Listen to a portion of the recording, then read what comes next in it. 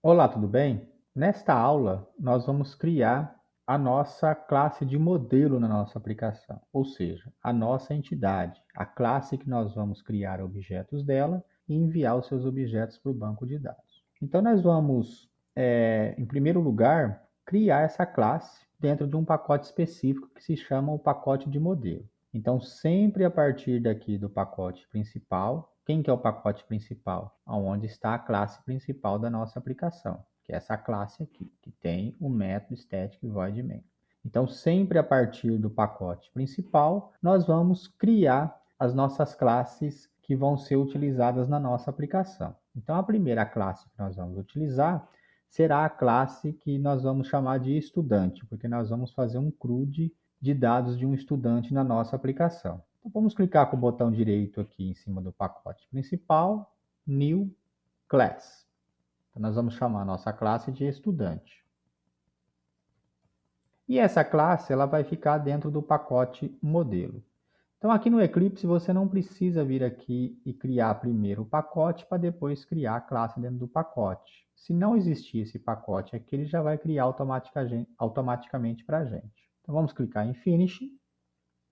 E aqui nós já temos o nosso pacote modelo, dentro dele a classe estudante. Pode ver que ele ficou um pouco estranho aqui, mas é só clicar em cima do projeto, da F5, que ele já vai acertar os pacotes aqui para a gente. Então essa classe estudante, ela vai ser uma classe de entidade, onde nós vamos informar aqui alguns atributos que nós vamos ter na nossa classe. Então a primeira coisa que nós temos que fazer é anotar essa classe como uma classe de entidade. Então é só começar a digitar a entidade, dar Ctrl espaço e importar a entidade aqui do pacote Jakarta Persistência. Então nós já temos essa classe aqui como entidade. O que significa? Que objetos dessa classe aqui vão ser persistidos no banco de dados. Então basta eu anotar essa classe como entidade que o Hibernate, que é um framework que está embutido aqui responsável pela persistência de banco de dados, que está embutido na nossa aplicação pelo Spring Boot, ele vai ler essa classe aqui como entidade e vai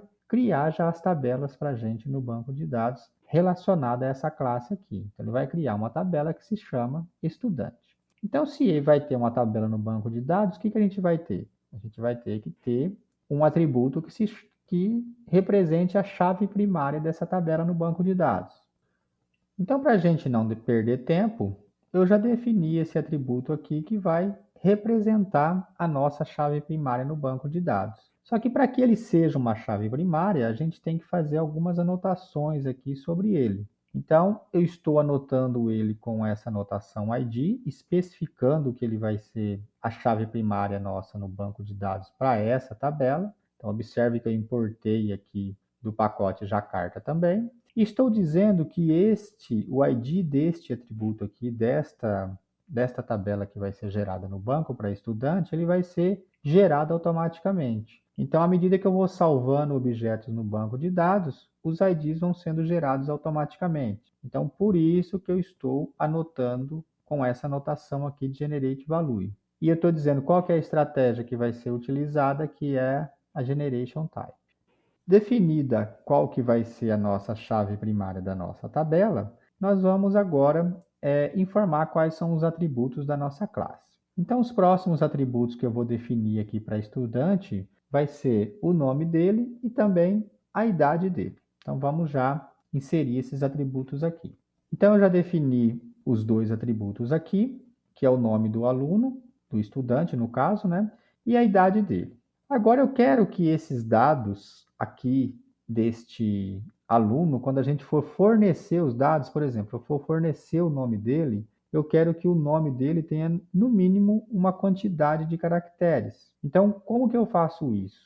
Eu utilizo algumas anotações do Java Validation, que vai fazer essa validação para a gente via back-end. Então, aonde que estão essas anotações, né? Quando a gente criou a nossa aplicação aqui no Spring Initializer, nós definimos que nós iríamos utilizar esta dependência aqui, ó, o Java Validation. Então, as anotações desta dependência que nós vamos utilizar agora nessa nossa classe. Então, aqui eu estou definindo que esse nome ele não vai poder ser enviado como branco, ou seja, a pessoa vai ter que informar o nome.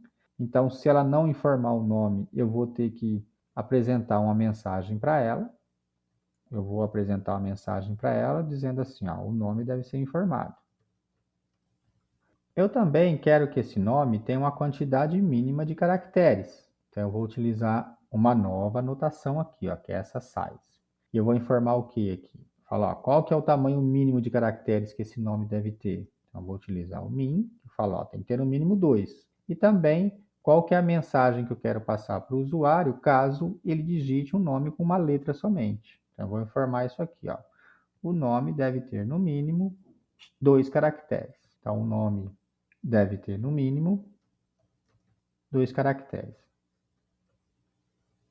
Pronto, aqui com o nome já está resolvido. Agora, o que eu quero fazer também? Quando a pessoa for digitar a idade deste estudante, eu quero, né, um exemplo que nós poderíamos utilizar aqui, que essa idade tem que ter, no mínimo, 18 anos. Então, como que eu faço isso? Eu utilizo também uma outra anotação aqui, de mínimo, e eu vou dizer, ó, tem que ter, no mínimo, o valor 18 anos. E se a pessoa digitar um valor menor que 18 anos, eu vou informar uma mensagem para ela depois, quando ela estiver cadastrando esse usuário. Vou dizer o seguinte, então: o usuário deve ter no mínimo 18 anos. O usuário não, o aluno. Então, com isso, nós definimos a nossa entidade. Nós anotamos aqui como entidade, ou seja, esta classe ela vai se tornar uma tabela no banco de dados. Ela é uma classe de entidade, ou seja, ela tem que ter o ID, porque a nossa tabela estudante ela vai ter que ter uma chave primária no banco de dados, e esse ID vai ser gerado automaticamente à medida que objetos vão sendo gravados no banco de dados. Eu também defini o nome aqui do usuário, e eu anotei com essas anotações de validação. Existem várias anotações de validação. Aqui são apenas exemplos de duas. E aqui a idade do usuário também, eu estou utilizando esta anotação aqui para especificar que a idade dele tem que ter, no mínimo, um valor de 18 anos.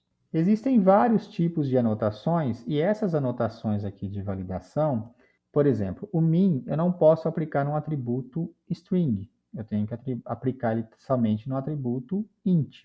E esse size aqui, por exemplo, eu não posso aplicar num atributo int, eu tenho que aplicar somente num atributo string.